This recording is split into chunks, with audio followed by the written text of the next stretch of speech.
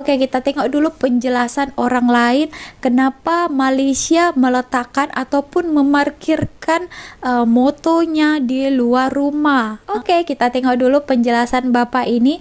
Dia adalah seorang guru Indonesia yang berada di Malaysia. Dia mengajar di sekolah di Malaysia. Oke, kita dengar apa alasannya.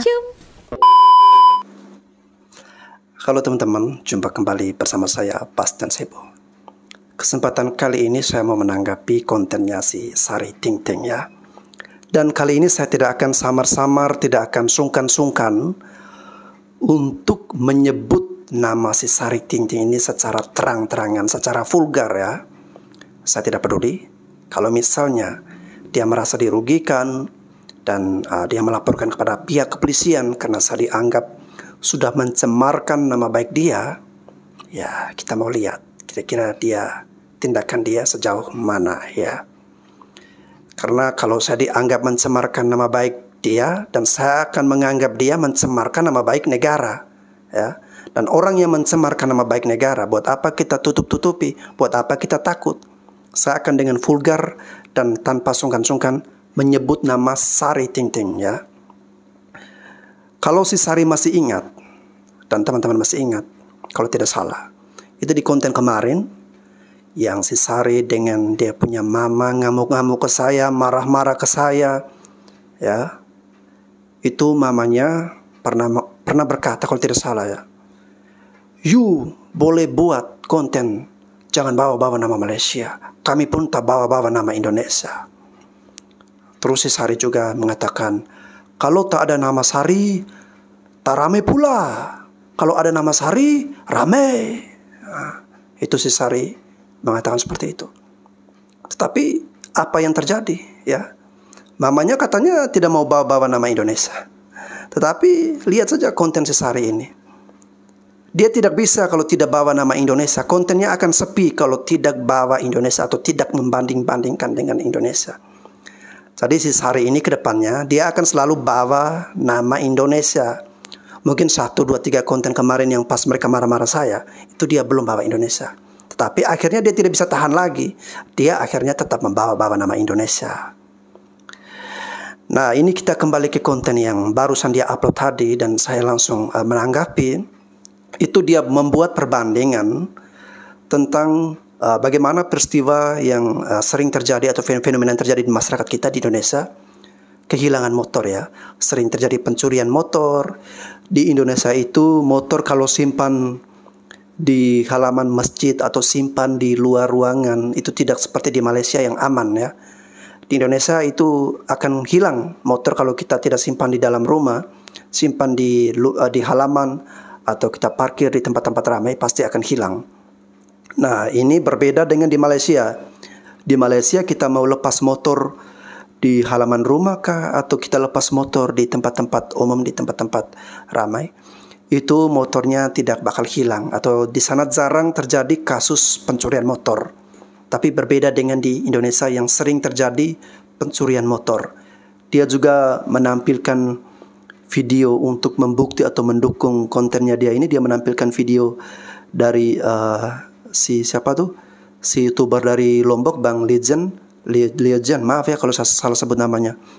Kemudian juga ada narasumber di situ, mereka menceritakan motor parkir di masjid lalu hilang.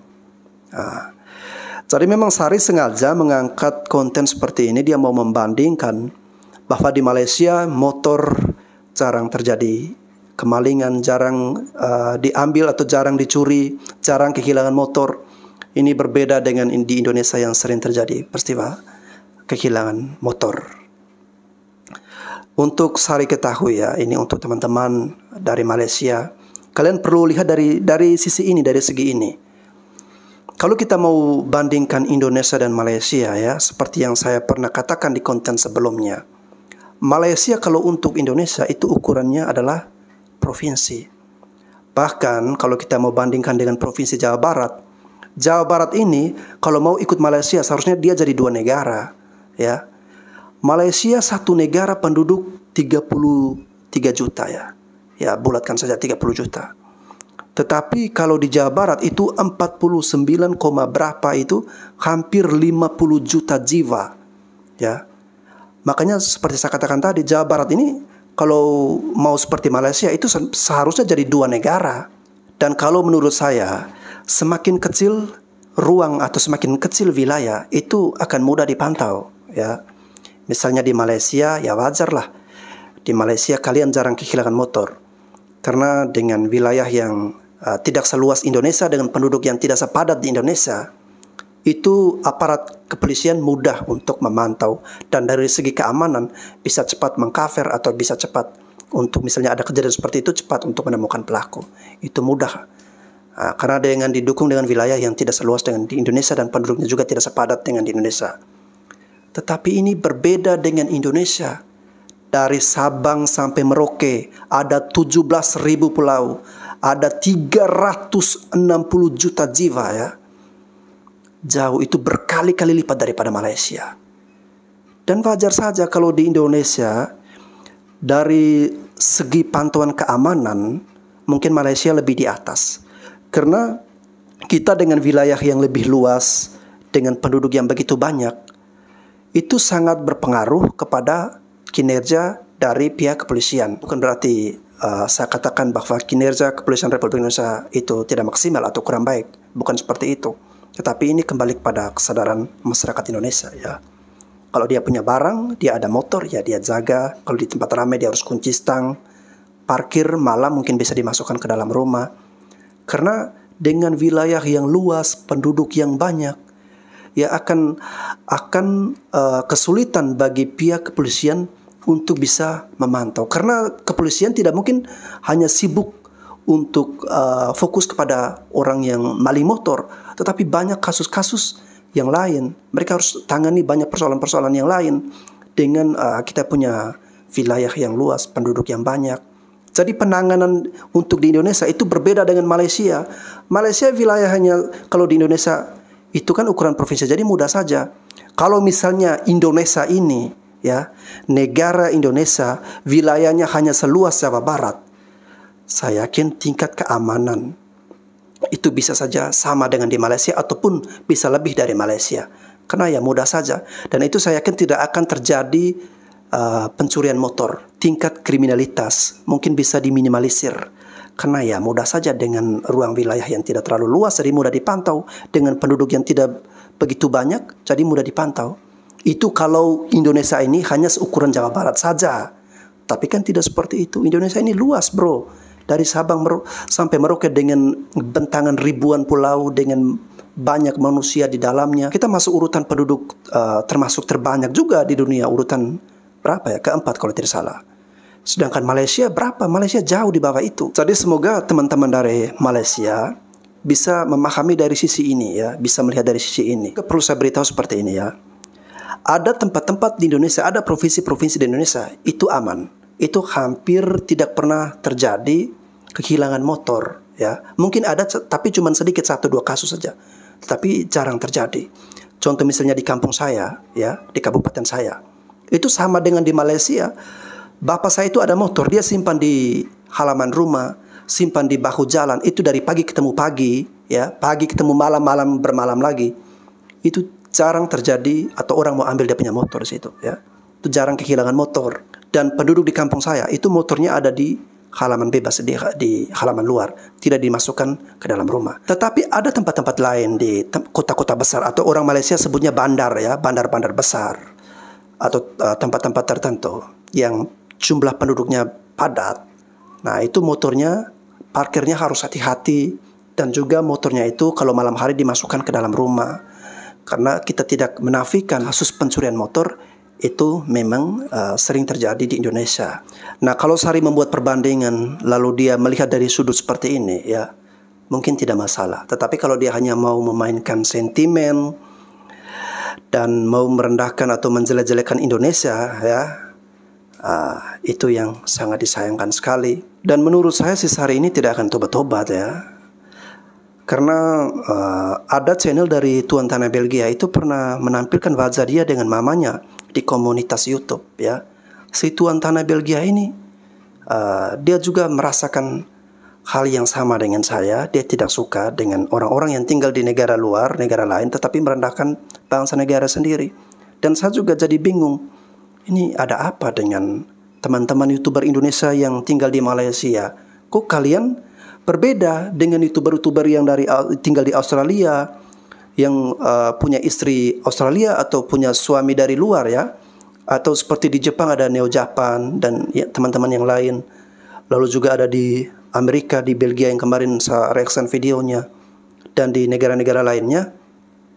Mereka itu bangga dan senang mempromosikan atau memperkenalkan Indonesia kepada orang-orang di sekitar atau kepada bangsa luar, bangsa lain. Seperti istrinya, kalau dari Tuan Tanah Belgia kemarin, istrinya disuruh pakai batik kebaya, disuruh baca Undang-Undang Dasar 1945. Kemudian yang dari Jepang atau dari negara lain, mereka memperkenalkan masakan-masakan khas Indonesia. Ya, hal-hal kecil lah yang mereka bisa lakukan untuk membanggakan bangsa dan negara sendiri. Walaupun mereka tinggal di negara lain, tapi mereka tidak hampir jarang saya dengar, saya lihat mereka menjelekan bangsa dan negara sendiri. Justru mereka tinggal di negara lain, semakin memunculkan rasa kecintaan mereka terhadap tanah air, semakin ada kerinduan untuk bisa pulang atau sekedar melihat keluarga di Indonesia. Tapi ini kenapa dengan kalian yang tidak semua ya? Ada sebagian ini saya lihat rata-rata YouTuber Indonesia yang di Malaysia. Ini kalian ini ada apa ya? Nah, ini yang menyebabkan Indonesia dan Malaysia ribut ya, karena muncul YouTuber-YouTuber seperti ini. Terserah kalian mau bilang apa ke saya ya. Kalian mau katakan bahwa si Sebo ini dia tidak mempunyai pikiran yang positif, bahwa itu sebenarnya hanya kritikan agar Indonesia bisa memperbaiki. Kritikan apa? Berpikir positif seperti apa? Masa kita harus berpikir positif sedangkan setiap konten dari waktu ke waktu dia selalu menjelek-jelekan Indonesia? Itu kita harus berpikir positif seperti apa? Kita harus sabar bagaimana lagi? Dan si Sari Ting Ting ini mungkin Anda tidak akan nyaman ya. Anda tidak akan nyaman karena selagi saya masih bernapas, saya akan tetap menjadi hantu bagi Anda. You boleh buat konten, jangan bawa-bawa nama Malaysia, dan kami pun tak bawa-bawa nama Indonesia. Omong kosong saja ya. Itu omong kosong. Tapi lihat saja, ini si Sari bikin lagi, bawa lagi nama Indonesia. Ya, di thumbnail dia sudah tidak ada bendera Indonesia dan dia sudah tidak bawa tulis nama Indonesia di situ. Tapi kita klik videonya, ada saja masih ada sangkut paut dengan Indonesia ya. Tadi tidak usah omong kosong lah kalau memang tidak bisa bawa nama Indonesia. Anda akan selalu bawa nama Indonesia karena itu yang membuat konten Anda pasti menjadi ramai ya. Jadi kalau teman-teman berpikir bahwa saya selalu bawa nama Malaysia untuk konten biar ramai, ya bebas, kita bebas. Sama seperti si Sari ini, dia juga bebas kan bawa nama Indonesia, dan kita sama-sama bebas. Jadi memang pada dasarnya kita pasti tidak terima lah ya, negara bangsa kita direndahkan, dijelekkan, pasti tidak terima. Oke teman-teman, saya Bastian Sebo sekian dan terima kasih.